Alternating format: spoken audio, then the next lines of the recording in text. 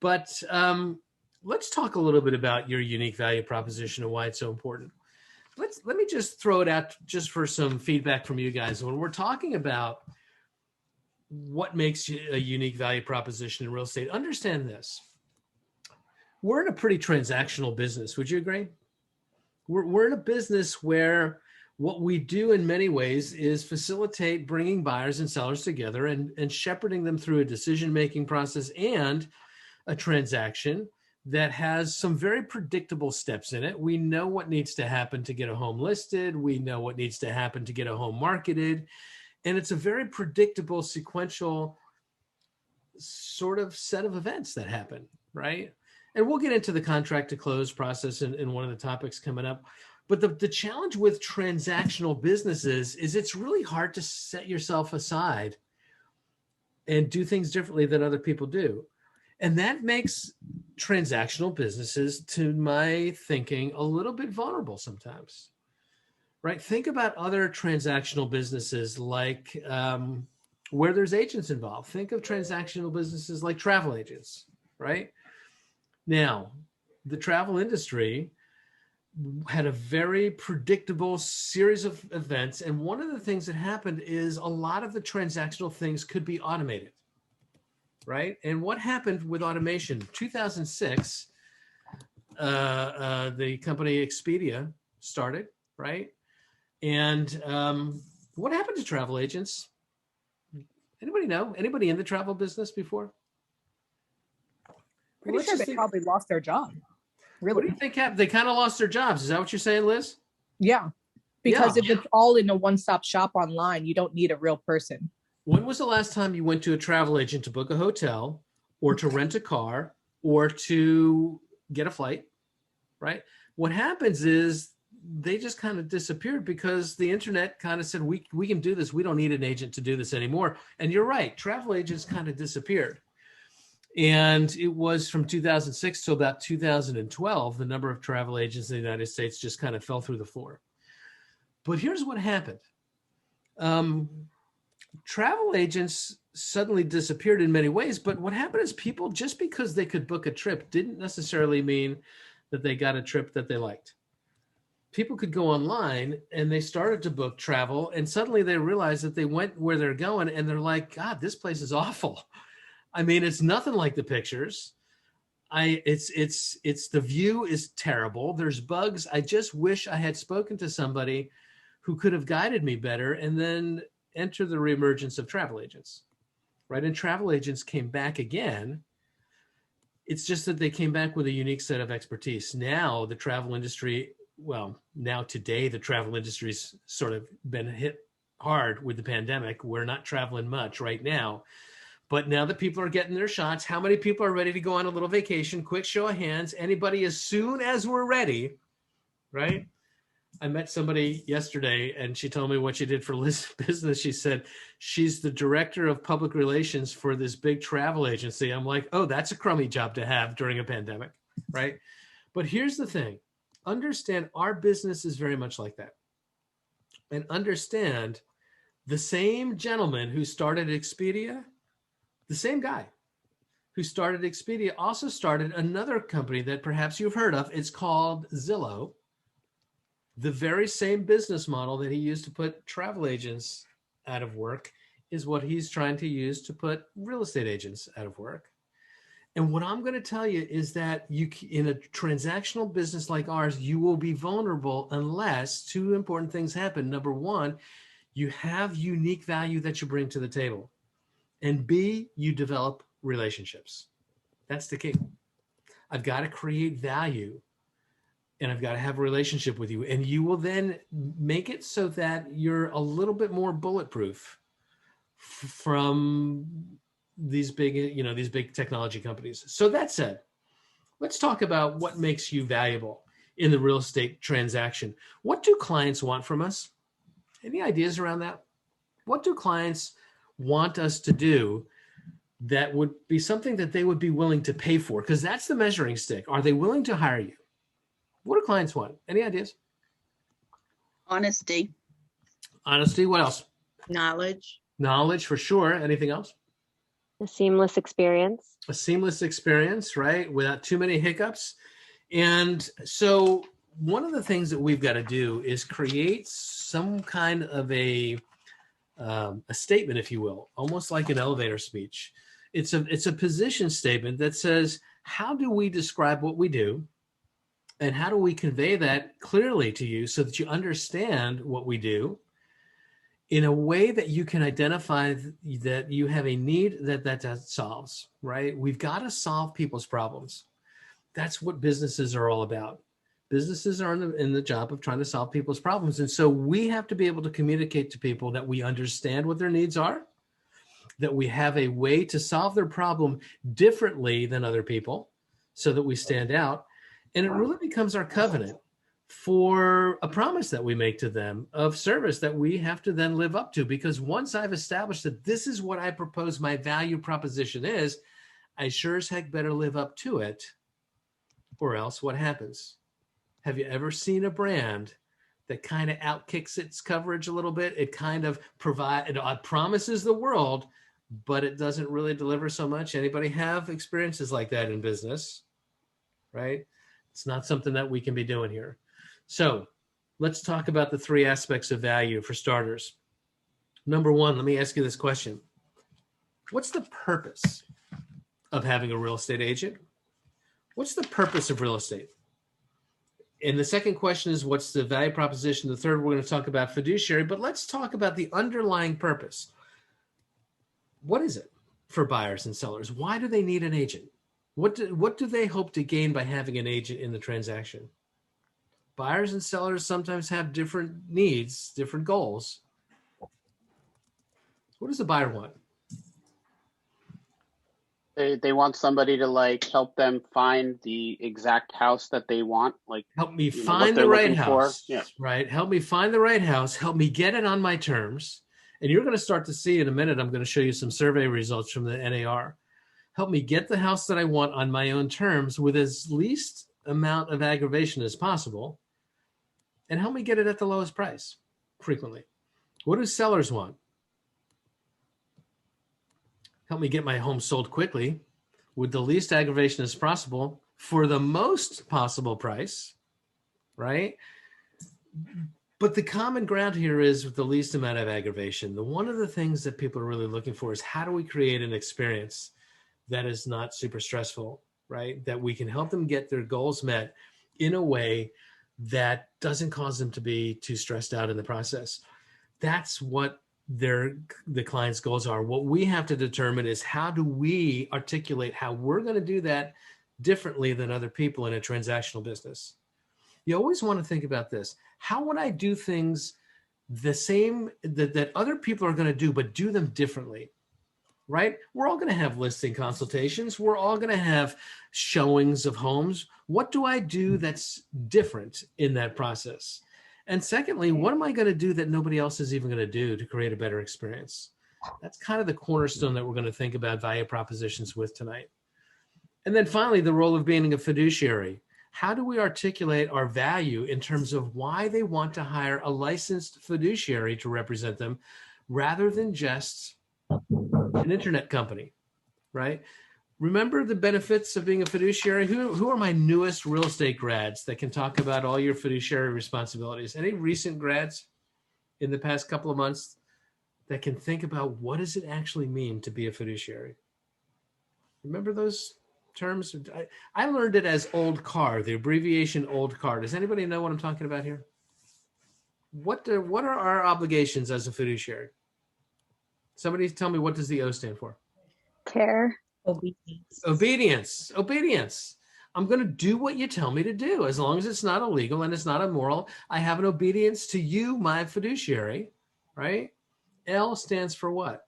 Loyalty, right? Again, I'm going to put your needs above my own. Even though I don't think you're making a good decision, if that's what you really want to do, I'm going to adhere to it. Because at the end of the day, there is no such thing as autonomy, right? People don't really have autonomy in life if they can't make bad decisions, right? So even though we would counsel them differently, our loyalty is to do what they want us to do. C, what does that stand for?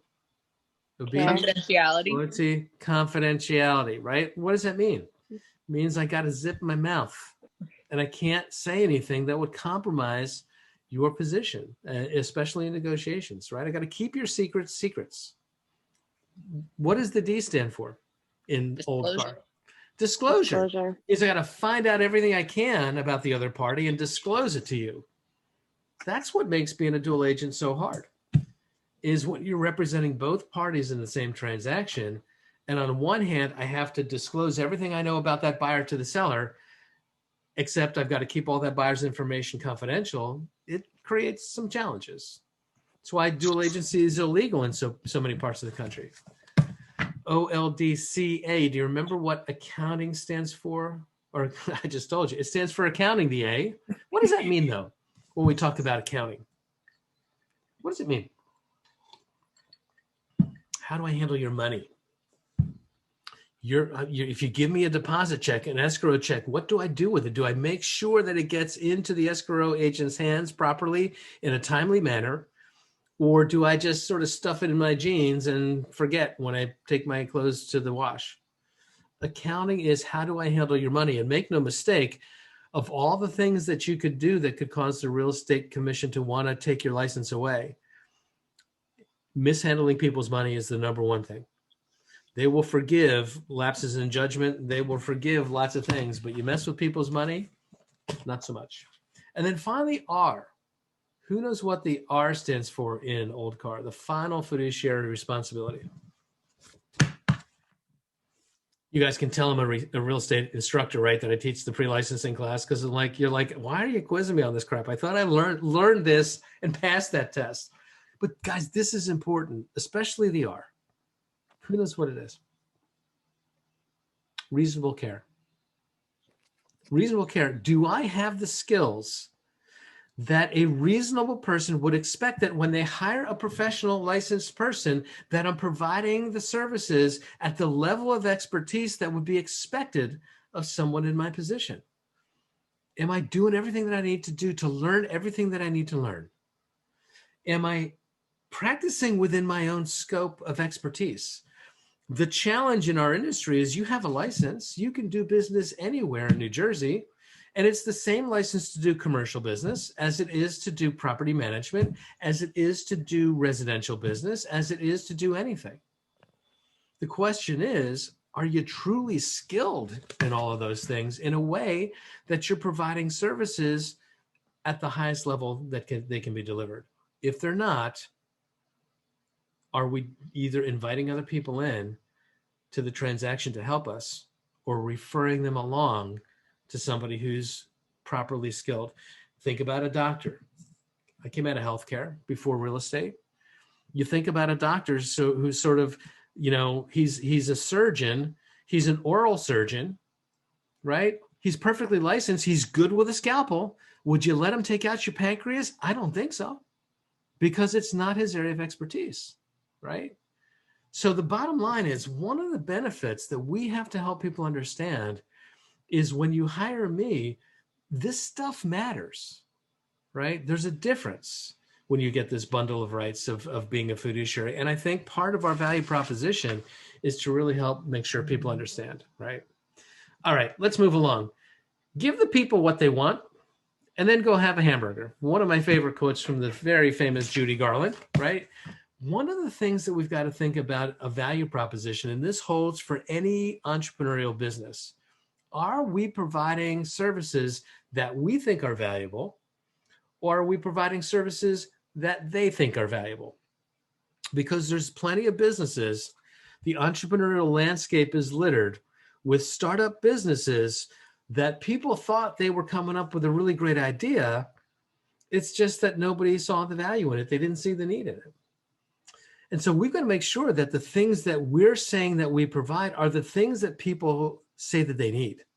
It's really hard to be an Uber, right? Nobody really realized how much they needed Uber until Uber was a thing.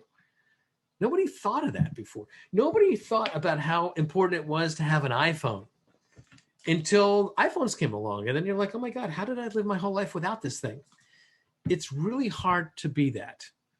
what we've got to do is kind of survey and say, okay, what are the services that people would be willing to pay for? And how do I start to create a value proposition along those lines? So let's take a look. This comes from the National Association of Realtors 2020 guide of buyers and sellers. You can go online and download this in the realtor.com store if you want to. What do buyers want most from a real estate agent? Take a look at this list. Number one on the list. What is it? Can you see this? Help me find the right home to purchase. Number one, hands down. Now look at this number, just to get clarity here, guys. It's only 52%. That doesn't mean that the other 48% didn't think that getting help in finding the right home was important. The way the question was framed, the question was, if you could only have one thing, of all the myriads of things that an agent could do for you, what's the one thing that's most important? And it's this, it's help me find the right home to purchase. Now, let me get clarity around this for a second. It's not to say, help me find inventory. Can buyers find available inventory without you? Say yes. Everything is online these days. They can find inventory. What they need us to do is help them determine, is it the right inventory for them? Which means we have to do what? We have to know it firsthand, and we have to do a good job of really consulting with them to find out what exactly is the most important thing for them to help them prioritize so that they can find the right property for themselves. Help me find the right home, hands down, number one.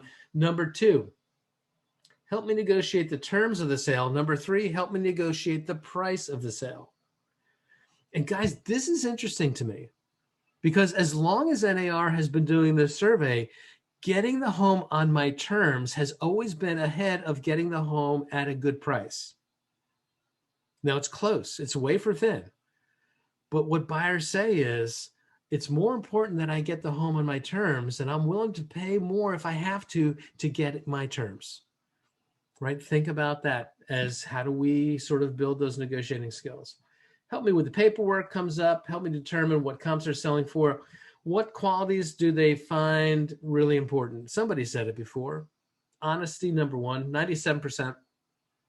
Be honest, be trustworthy, have integrity. And if you're new to the real estate business and you don't have real estate clients who can vouch for you in that world, the good news is, hopefully, you know, you've been involved in business and organizations and volunteering things, places where people can speak up for you and talk about your integrity and talk, even though you don't have it in real estate yet. Honesty, integrity, knowledge of the process, being responsive, knowing the market, right? These are all the things, again, that buyers say are important. Skills, people skills, 80%. Knowledge of the local area, only 76%, guys. So yes, we have to know the market so that we can help identify, is this the right inventory for you? But understand what consumers say is, I can do my research about the communities. I don't need you so much for that. I need you to help me with these other things more importantly, right? When choosing an agent, what's most important? Honesty and trustworthiness, the agent's experience, the reputation, right? All of these things. Is it a friend or family member? That comes up a lot too. Look, if you're my family member, I may have to use you, right? That's just what it is. But when you're thinking about how do I create my value statement, understand for buyers, we've got to hit these notes. I know the inventory better than anybody else does. I can help you get it on your terms better than anybody else can. I can, do these things. That's what buyers are saying they want from us. Right? What else? What about sellers? Let's look at sellers. Number one thing, help me market the home to potential buyers. Do I know how to create exposure? Do I know how to create a sense of urgency in my listings so that when buyers see them, they're like, oh my God, this is amazing. I got to get this house before somebody else gets it. And we do that through things like staging the home well and creating a sense of when people go in, they just kind of fall in love, right? Help me market the home, help me get it sold within a specific time frame so I can move on with my life, help me price it competitively. Let's talk about competitive pricing for a second. What does that mean to you? I don't want to just talk at you for the whole time here. What does competitive pricing mean to you?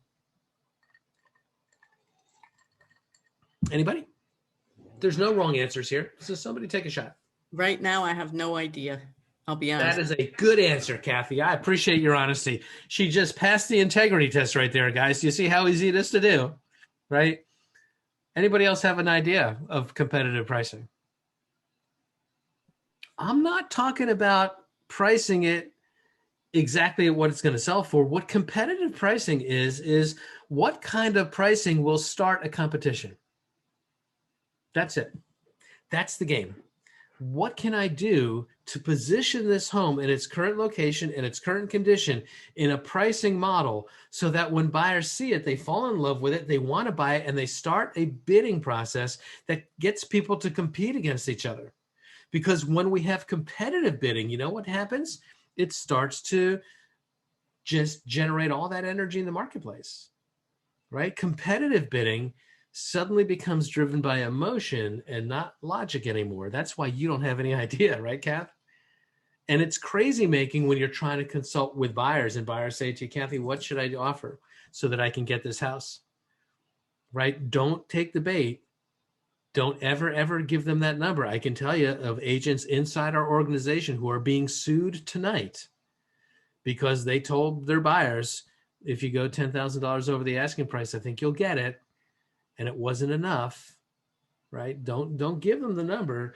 Get them to really kind of talk about where's your walkaway number, right? How far would you go where if you lost it at $1 more, you're cool with that? That's how far you're going to have to go in this market, right? But competitive pricing is what kind of price is going to cause action to happen so that it doesn't just sit around and sit around and sit around. Because the longer it sits, what happens to the value?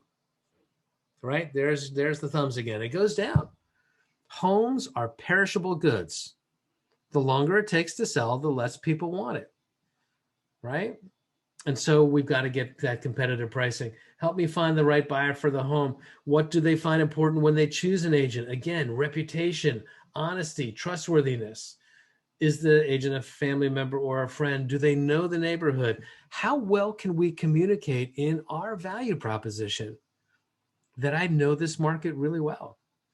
That I preview all the inventory, everything that's been on the market, I've been inside of. I know it better than anybody else, right? That's the kind of thing that they want. And then finally this, when you do a good job, people refer you.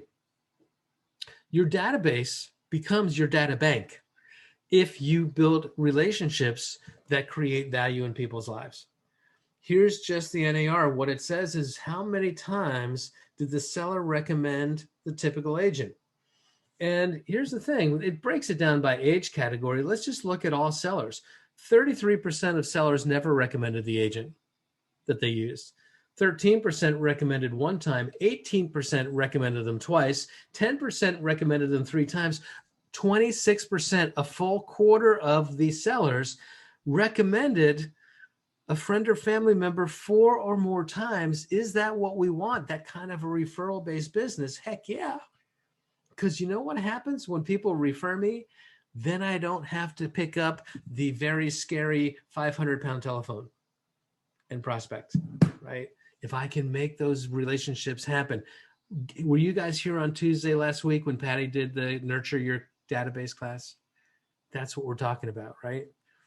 So give the people what they want. But then anybody recognize this guy? This is Seth Godin. Seth Godin is sort of a marketing guy, who's sort of an iconic marketing guy of our generation right now, a real thought leader in the marketing space. What he says is give the people what they want, but giving people what they want isn't always what they want. Sometimes they don't even know what they want. Have we ever noticed this? It's like having a 4-year-old. What do you want for dinner? I don't know. What do you want to do? It's like that summer vacation. What do you want to do? I don't know. What do you want to do? I don't know. What do you want to do? All your friends, y'all went through that as kids. Am I wrong? On those hot summer days, people don't know what they want, but here's what they know. They want something unique. They want what Seth calls a purple cow. This is a purple cow, right? Now here's his idea of a purple cow. Have you anybody grow up on a dairy farm? No? Anybody ever have the wish to grow up on a dairy farm? Any Green Acres people here? You're like, no, I am so not into that idea. Okay, I'm good with that. But here's the thing. If you've ever traveled across the country and seen a dairy farm, what you see is there's a lot of cows. And they're big, and they're brown, and they're white, and they've got spots, and they're smelly, and they all kind of look to some degree similar. My wife's family owned, not her parents, but her cousin's family owned a dairy farm in Delaware. And one summer, she got the job of going down there and sort of plotting out all the different spots on the cow so that you could tell which cow was which. It was probably a make-work job for an 8-year-old kid. They said, how do you keep Joyce busy? I don't know. Let's just give her an outline of a cow and have her draw spots on it so that we know which ones are which. But the bottom line is, if you're driving across the country and you see cows and all of a sudden one comes up to the window of your car that looks like that, it is so uniquely different because it's purple that you would stop what you're doing. You would take a picture, you would put it on Instagram, you would put it on Facebook, you would call all your friends, and you could not wait to tell them that you saw this crazy purple cow because it was so different that it became remarkable. It became worthy of talking about. And that's what happens when you create a unique value proposition, right? Is your business spreads word of mouth. Now, this guy is a guy named Christopher Lochhead. And who Chris is, he is a serial entrepreneur. Chris is a startup Silicon Valley marketing guy. Took about 4 different companies from garage to gazillion-dollar IPOs, sold them for hundreds of $1 millions each, and now is retired in his 40s, has more money than everybody on this call probably couldn't spend in the next 2 generations of your lives. But here's the deal. He is now a really interesting guy. He writes a lot about how do you create your own niche? How do you find what your unique voice is? And he says consumers are so overwhelmed by the array of choices that they just basically default to the brand that they recognize or the brand that somehow is the best known because it's just easier than going out there and trying to research somebody else out. It's so many choices that in the overwhelm of choices, I'm just going to pick the name that I know. And guys, there's an awful lot of real estate agents. Anybody know how many in New Jersey? Ballpark guess? 35,000? 60 to 70, maybe. There's a lot of choices. And what Chris says is when there's that much choice, unless you've carved out a unique niche, unless you do something uniquely different, people are just going to go with the name that they know. He says, do you have the courage to stand out in a transactional business and do something different? Right? What would that look like? Be known for the niche that you own. It's a powerful idea. This is Hal Elrod, the author of the book, The Miracle Morning. And he says, look, finding your niche, something that you're known for. Hal Elrod is known for how do you use your morning hours productively so that you can get off to a really productive day. That's the niche that Hal Elrod owns in the book, The Miracle Morning. And guys, what I want you to start to think about in your value proposition is what is it going to be for you? Now, here's the thing I'm going to tell you. We've got to play our own game. We've all seen this story. Guys, some of you could put your cameras back on. If you're eating dinner or whatever it is, I'm not going to be I'm not going to be Patty, right? I love Patty. Patty makes you put your camera on. If you're having dinner or you're indisposed, we don't need that. However, I'd love to just have as much interaction as I can. I'd love to see you guys so that we could have this conversation. Have you ever heard the phrase that the magic happens outside of your comfort zone? Anybody heard that? No? Yep. Kathy, we'll have to get you into the right New Age book club so you'll hear that more often, right? But here's the thing I'm going to tell you. It is true that we've got to get outside of our comfort zones a little bit in order for good things to happen in our lives. If we're not willing to take a little bit of a chance, great things never really seem to show up. But the thing I'm going to tell you is that even though the magic happens outside of your comfort zone, it never happens outside of your skill set. We have to know what we're good at and what we're not good at so that we can decide what value I can realistically bring and what value I don't have to bring. Does that make sense? In the course, The 6 Personal Perspectives of Top Performers, what Gary Keller teaches is that the very first step is to have sort of this self-awareness about what are you good at and what are you not good at. He calls it self-mastery. Self-mastery isn't necessarily developing world-class skills and becoming a master. Self-mastery is being the master of yourself and insightful enough to know that this is what I'm good at. This is kind of what I'm not good at. And what I'm going to try to do is double down on the things that I naturally do well and grow those and kind of let go of all that other stuff, right? We get so hung up on trying to get everything to be just perfect. If you think about what we do in this country in education, it makes me crazy, right? We take a kid who is just a perfectly wonderful, beautiful, curious kid, and somewhere along the line we do these aptitude tests, and what we find is, here's Johnny. You know, Johnny is really good at math, and he's really good at science. He really is terrible at language, but he's pretty darn good at athletics and these things. And so what do? We go out there and we spend all of our energy to go get a language tutor because Johnny is not really good at language. And look, as long as he can communicate, how important is that? What if we took all of that energy and instead of trying to improve Johnny's language skills, which just may not be his thing, what if we helped him to really explode his science skills, which is his thing? Could we create a better life for him if we helped him really grow his own skill set? My belief is that when we lean into our skills, we get much farther along than when we try to look around and say, what does somebody else do that I can't do? And how can I learn how to do that?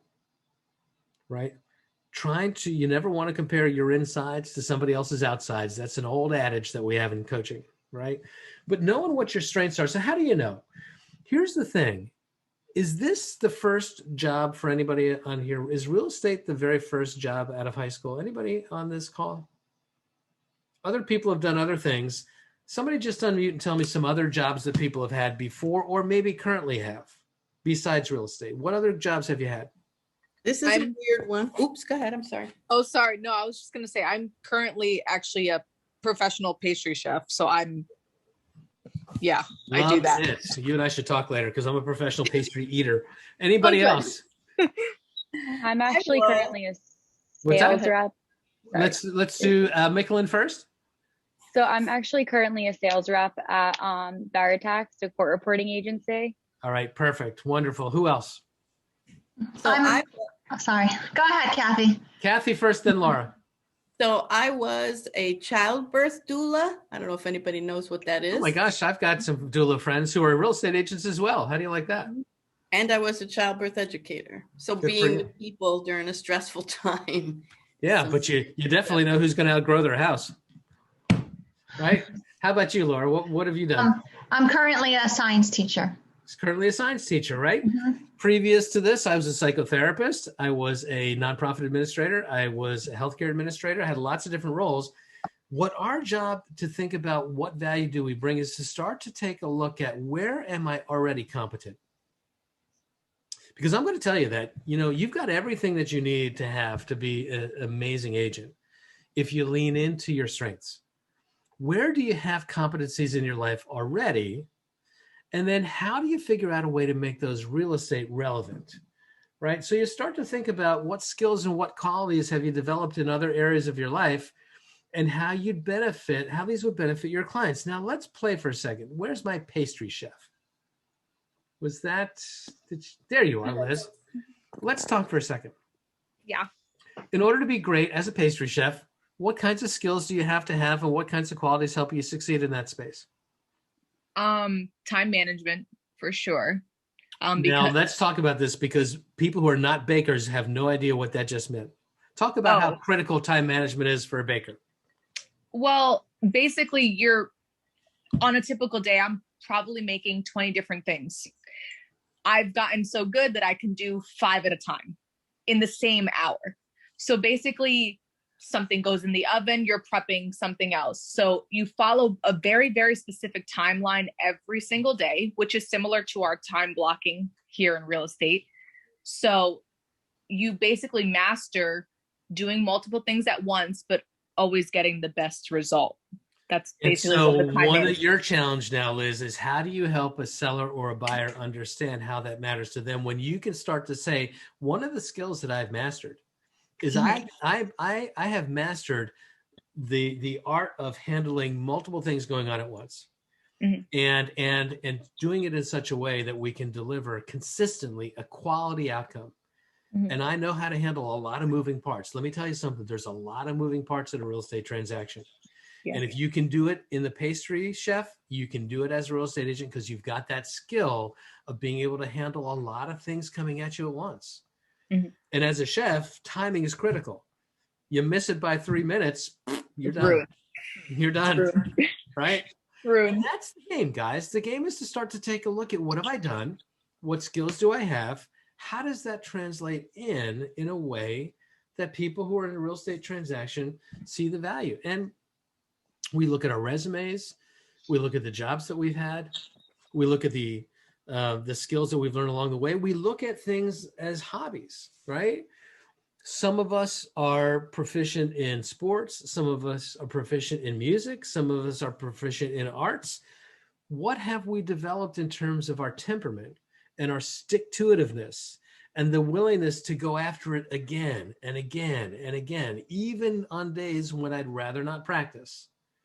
But that's what it takes to be world class, or that's what it takes to be at an elite level. If we've got success in other areas of our lives, our job is to figure out how do we make that real estate relevant. And guys, I hear all the time people minimizing their experience and saying things like, you know what, I used to have a high powered job before I took 10 years off to raise the kids. And now I've been home raising the kids right now. And, now I feel like all my skills have atrophied. What do I have now? I hear that all the time. Well, let's think about this. What does it take to be a stay-at-home parent? Do you have to have amazing organizational skills? What do you think? I got to get this one to soccer practice. I got to get this one to dance class. I got to not forget to pick up the dog at the groomer. I got to have pretty good organizational skills. How about negotiating skills, moms and dads? Do you have to have good negotiating skills to be a great stay-at-home parent? Of course you do. Is that relevant in a real estate transaction, being a great negotiator? That's the game. To look at your life. What have I done? What have I got experience in? Did you notice on the survey that NAR had that they said one of the most important things that sellers were looking for was your experience? It's not necessarily years of real estate experience. It's not how many transactions have you closed. It's, do you have experience that helps me get my needs met? And if it's negotiating experience or organizational experience or whatever it is, how do we tell that story in our value proposition? You guys have everything you need right now if you figure out where's my strength that I can lean in, and how do I tell a story that people can connect the problem that they have with the solution that I provide. And you're not going to be the solution to everyone's problems. That's not your job. Your job is to find out who is the unique. This is a unique value proposition. Who's your tribe? Who are the people that your unique set of skills is going to solve their problems? What else? What values and beliefs have you developed throughout your life, and how will they benefit your clients? What experiences have you had that shape the way that you think about the world? How will that help your clients? Did you move a lot as a kid? Did you grow up in a military family? Like every 5 years you got moved somewhere else and it's just like you just got settled in? Do you know what that's like? Do you speak multiple languages? Did you have an opportunity to serve in the military or serve in the Peace Corps? How did those experiences shape the way that you think about interacting with people? And how does that benefit your clients? That's the challenge of coming up with a value proposition. And here's the thing. What makes it unique is you're the only one that has this combination. It's your unique skills coupled with your unique values and beliefs, coupled with your unique experiences, that makes your value proposition inherently unique to you. Other people may do similar things, but they don't have the same background. Other people may have the same background, but they don't have the same knowledge. It's the unique combination that you can package yourself that's going to make you unique and the right client or the right agent for a subgroup of clients. Give me some feedback. It's a little funky, a little quiet. I just want to make sure we're on the same page. Are you getting where I'm going here? I want to just get some feedback as this is resonating or not. No, I get it. I just, I didn't really realize, since I'm, the pastry chef, I wasn't sure how anything that I do would transfer, really. I wasn't sure. You know what? Here's the thing. As a pastry chef, do you have to be an artist? Yes. And also a scientist. And probably more of a scientist than an artist some days, because that's why I'm a cook. I'm a really good sous chef. I'm a terrible baker because pastry chefs, there's way too much chemistry. Mm-hmm. I like to add a little bit of this, a little bit of that. There's too much alchemy in baking for me, right? Yeah. You miss the ingredients by a little bit, but it's that sense of precision and paying attention to detail that you're going to capture in a real estate context. Because what I do, in order to create this wonderful, beautiful product as an end product, I have to be very precise and detail oriented. And here's how that's going to help you get top dollar on your sale. I'm not going to miss a step. Everything is going to be done in the right time, in the right order. That's how you translate that story, right? Okay. But we do live in an experience economy. Anybody recognize this wonderful woman here, the great Maya Angelou? What did she say? People will forget what you said. They will forget what you did, but they will never forget how you made them feel. Part of creating a unique value proposition, what makes things truly unique is the experience. When you think about it, if you think about the things that have had lasting impact on your life, if you think about the things that have shaped your life, it's probably not stuff that you've been given. It's experiences that you've had. Am I right? And so part of what we have to recognize is the unique value that we give is not just in the transaction, because that can make us vulnerable. Parts of what we do can be automated away from us, but the experience that we create from people cannot be automated away. That's ours to create for them. What does it feel like to work with my business? People will forget what you said. They will forget what you did, but they won't forget how you made them feel. That has got to be a cornerstone of how we think about the experience that we create for folks. What makes you unique? It's kind of this turned down hotel experience. Anybody can go into the hotel room, but when you go into the hotel room and your slippers are out for you and the bed is turned down and there's on the bed linens there is a platter of all kinds of goodies, it's a different experience. What we need to think about is, what does it take to become a purple cow in the eyes of the customers that I want to do business with? What do they value? What resonates with them? What creates a great experience for them? And here's what it comes down to. What are you willing to do that other people won't do to make the experience more memorable? What are you willing to do that other people will not do to make the experience more memorable for them? And we want to think about that. There's no right answer, but this is the essence of branding. This is the essence of what makes you memorable, right? Now, I'm going to share with you the story of Jesse Cole. Again, I give you a lot of book references. I'm a bookaholic, but Jesse Cole wrote the book, Find Your Yellow Tux. Anybody know the Savannah Bananas? Minor league baseball team. Oh my goodness, you should look them up. The Savannah Bananas are just an incredible entrepreneurial story. Jesse Cole bought this team in Savannah, minor league team, and they play in the Coastal Plain League, which is a nothing league. It's a nobody league, right? It's all the folks who will never really, probably ever really make it to the majors. But suddenly, he bought that team in 2016, I believe. And since about 2017, they've been sold out every single game. They have never not sold out the stadium. And the team now this is the kind of stuff that they do. They create an experience for people when they come to the ballpark. You can read here, featured on MSNBC, ESPN, Sports Illustrated, for their unique promotions like dancing players. The players actually line dance during the game. They have a breakdancing first base coach They play the game sometimes wearing Scottish kilts. These are just these most outrageous, crazy things that they do to create an experience. And what I'm not suggesting as a real estate agent is that you wear a kilt or that you learn how to spin on your head. That's not what I'm saying. What I'm saying is, how do you separate yourself from the pack? There's 60,000 other agents for people to choose. What are you going to do in the experience, in the interaction, in the transaction that is different? And you think about all those elements, right? When I show homes and I meet people at the house, what can I do different? Do I have bottled water for them? Do I give them a custom branded notepad with a custom branded pen so they can take notes about the houses? I don't know what it looks like for you, but I want you to think about it, right? What does it look like? Jesse goes on to say that every organization is in the business of what? First impressions. That's what our job is. Our very first interaction with people has to be a wow experience, right?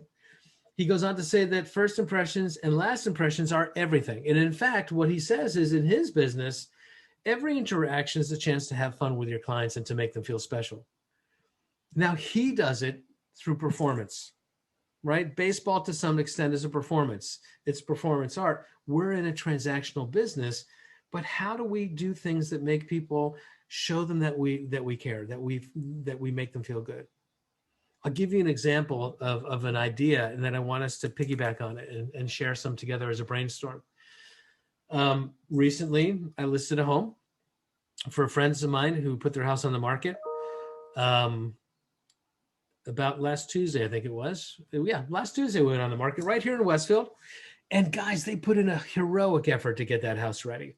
They had lived in it for 30 years. They had raised their kids there. Do you know how much crap you can store in a 3,200 square foot house in 30 years? Whatever that amount is in your head, multiply it by 5. And that's what it really is. And they had to take it out. They had to clean out so much stuff. And they had to paint. And they had to have the carpets pulled and the carpets cleaned. And then they had to have some plumbing work done and some electrical work done. And it was this huge, heroic effort. And then we hired a stager that I made them pay for so that it looked great. And when they were finally ready to go, they started this process in October. They listed last week and they were exhausted. They were just worn out. And what did we do? The day we went on the market, the day before, there's this wonderful pastry place in town. Liz, you'd love it. It's called Bovella's. Maybe you know it in Westfield. Bovella's Pastry Shop. Went out and got him a big box of pastries and stopped by to say, I just want to drop this off because I know how hard you guys worked. Tonight, just put your feet up, have a couple of pastries and chill out because we're going to put this thing on the market tomorrow and I want you to just take a little time tonight. That's just a nothing. Cost me $45 worth of pastry. But here's the deal. That's the kind of stuff that people remember. Oh, and by the way, we put the house on the market on Wednesday just to show you how crazy this market is. We put the house on the market on Wednesday. We had broker's tour on Friday. We had a public open house on yesterday. And in 45 minutes, I'm going to present them with 3 offers, all of which are anywhere between $15,000 and $60,000 over their asking price. It's because the work that they did paid off. And so we celebrate, right? I know how hard it was. It wasn't lost on me that all the energy that they put into getting it right, but now look what the outcome is. But when we do something special along the way, like a little box of pastries, it's just the stuff that people remember. And what are you going to do? Every interaction is a chance to figure out, how do I wow them? We think about these touch points, says Jesse. When we think about the perfect fan experience, we think about every interaction that they have with us. How do I find a way to make the client feel well cared for and well taken care of, right?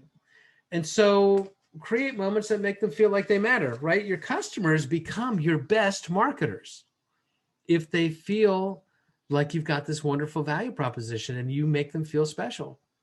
The NAR numbers were there. The average seller, 26% of the sellers referred people 4 times or more. Just put this into perspective. If you spent, I don't know, let's say you spent $100 to generate leads, and your lead generation was $100 a lead. If that turned into a $10,000 closing, what's your rate of return? it's really, really good. But if that $10,000 closings turned into 4 more referrals, how's your rate of return look right now? And if you've got a great value proposition and each client not only refers you 4 times, but the next time they need to sell their house and buy one, who are they calling? They're calling you to list their house and to buy their next house. And the 4 people that they referred are going to call you to list their house and to buy their next house. Guys, do you see the logarithmic pattern? If you can create a great value proposition of how it's just going to grow exponentially, this is the game. And it starts with getting it right. What are my skills? What are my talents? What can I do unique that other people can't do? And what Jesse says in his marketing of the bananas is they don't spend money on marketing traditional ways. They don't spend money on advertising their minor league baseball team. They don't have billboards. They don't have flyers. They don't do radio spots. All of that money is dumped into creating an amazing consumer experience at the ballpark so that when people come, it's so unique, they can't wait to tell their friends, and it spreads word of mouth. That's part of what I want you thinking about, right? Creating that sense of unique value. Guys, it's going to come from knowing the market better. Here's what it comes down to. You got to know the market better than anybody else. You got to be really good at guiding people through a conversation where they can help get clarity on what do they want. And you know, when you're buying a house, we got to know the inventory better than anybody else so that we can help them when they describe what they're looking for. We can help them filter better and not waste time looking at stuff that's not going to meet their needs, even though it looks like it's right on Zillow. Here's what you don't know about those pictures. What you can't tell is that when you walk into the house, it smells like they've had 100 cats live in there. You know why? Because I think they've had 100 cats live in there. Are you sure you want to see that one? Oh, no. I'm allergic to cats. That's the kind of value that you provide when you know the inventory, right?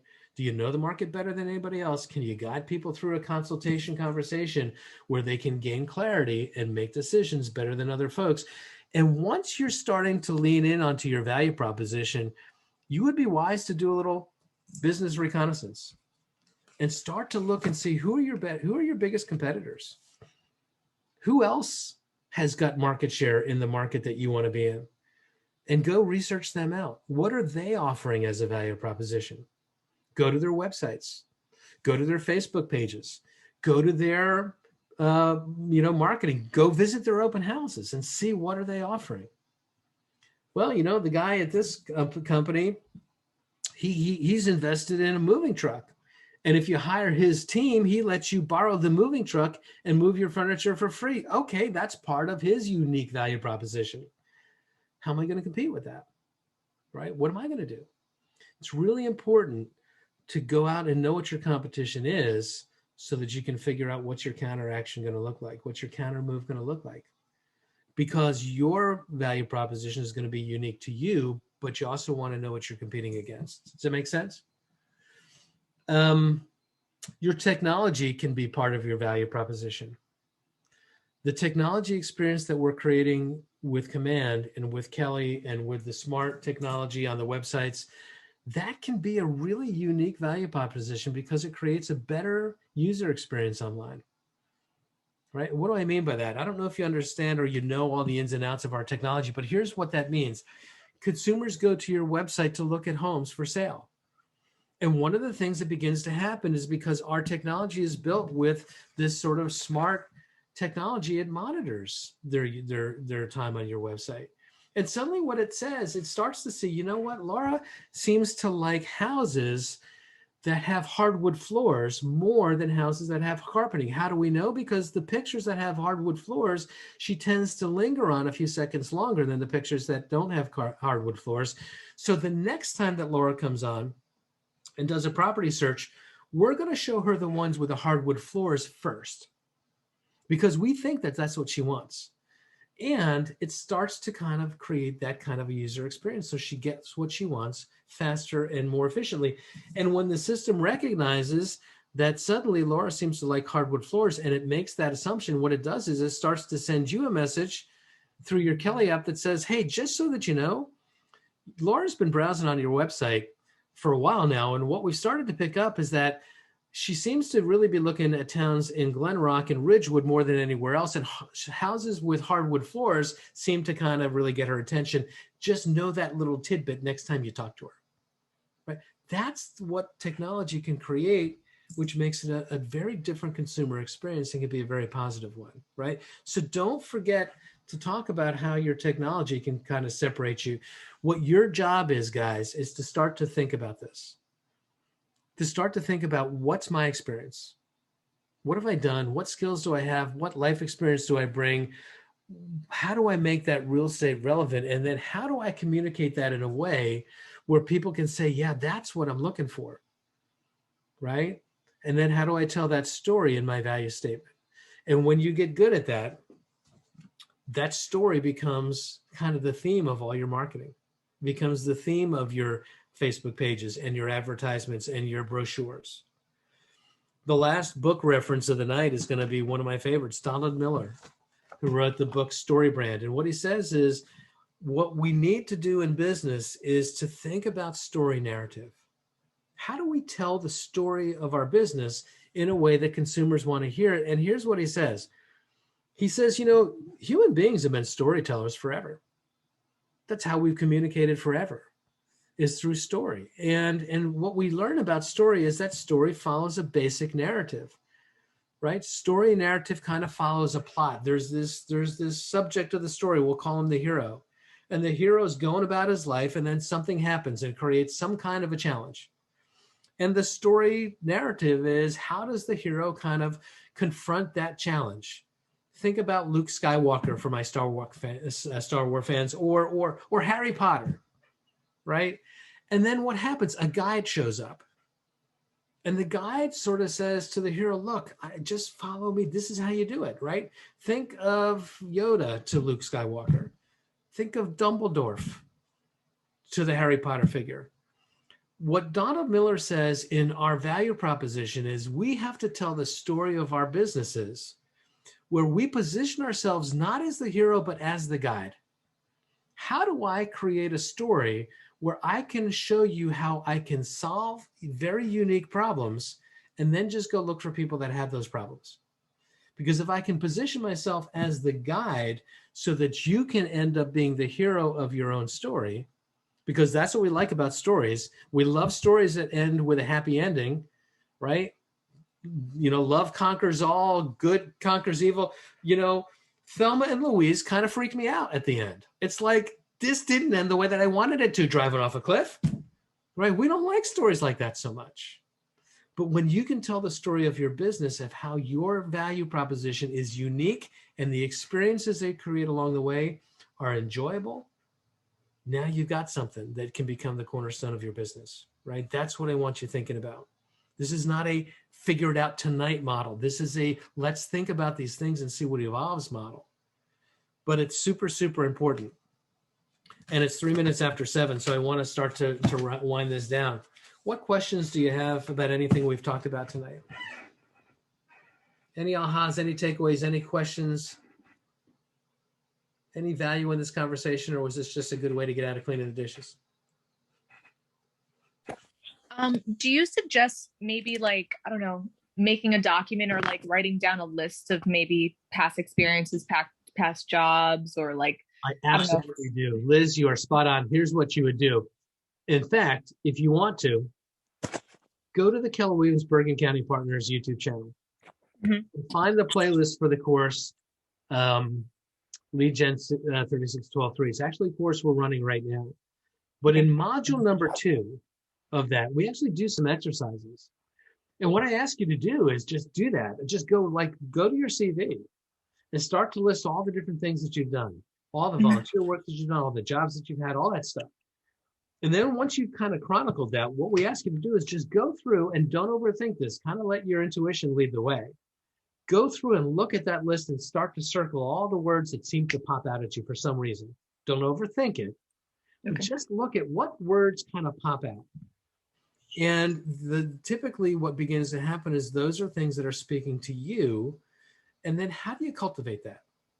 Like, for example, you might have in the description of what you do talked about the level of detail that it takes to create fine pastry. And maybe the word that you circled was detail. Now your job is to start to make that real estate relevant. Right? So yeah, start with that kind of a list. Use that as a brain jogger a little bit. It's a great idea. Right. Laura, what's your cat's name? He's adorable. It's Alice. Alice. Harry's on the other side of the door. He wants to get in. He would be in front of the camera if I did. It's Harry. Yeah, I don't know what it is about Zoom, but she wants nothing to do with me unless I'm on Zoom. So you should be on Zoom more often. It's great for the bonding. Right? Any other questions for tonight, guys, before we wrap it up? I have an odd one, but did you say you're in Westfield? I am, yep. All right, I'm in Cranford. Oh, welcome, Frank. How are you? Good to see you, neighbor. I do have a question about something you mentioned earlier. You said that there's agents who are getting sued for, I guess, telling people what to offer. I'm sorry? Telling people what to offer and being wrong. My question is just, I understand that you can't do that, but what are people suing them for? Are they suing for money? Are they suing to get their license taken away? No, they're suing for money. They're suing for damages. I lost my dream house, and as a result, I've suffered. Okay. No, I can't imagine if I didn't get my way, suing the agent over that. I don't understand it. It's amazing. I've owned real estate brokerages. I've been a team leader. I've been a manager. You would be stunned at the things that people will sue. Not necessarily because they think that you've done something egregiously wrong and they think that you've got deep pockets that you're going to make it, but they all believe that the brokerage is making a fortune. And if they're going to sue you, they're going to sue the broker as well.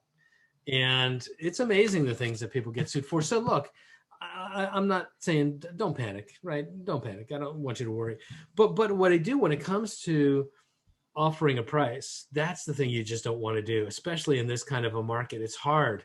It's really hard to guide people on what's going to take to get things done.